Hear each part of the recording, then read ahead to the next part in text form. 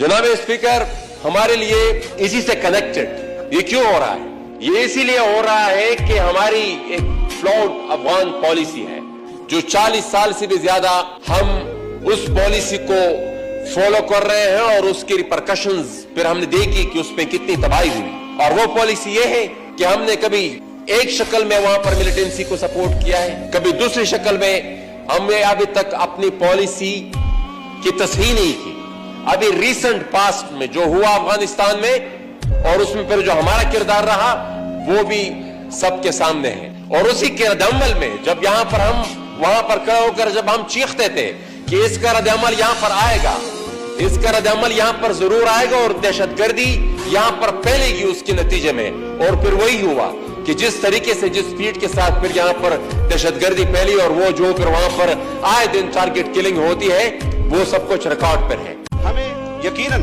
बहुत एहतियात के साथ यहाँ पर बात भी करनी चाहिए। मेरे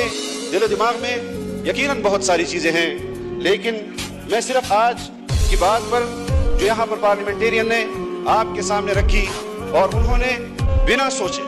बिना समझे एक ऐसा जुमला कसा जिस पर मैं शदीद एहतजाज करता हूँ। जनाब स्पीकर, कभी भी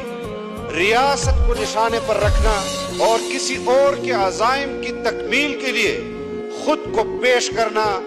मैं ऐसी सियासत को मुस्तरद करता हूँ जो मेरी रियासत को भी निशाना बनाए, मेरे रियासती इदारों को भी निशाना बनाए। और ये बात की गई कि अफगानिस्तान में अमारत इस्लामी का परचम लहराने के बाद और अशरफ गनी जो अमेरिका का पिट्ठू हुक्मरान था उसके जाने पर जो यहाँ अफसोस का इजहार किया गया और अमारत इस्लामी के हवाले से कहा गया कि उनके आ जाने के बाद पाकिस्तान में जो कुछ हो रहा है इसमें उस पर जश्न मनाने वालों पर भी कि जो अमारत इस्लामी के आने के बाद जश्न मना रहे थे उनके हाथ भी खून से रंगे हैं।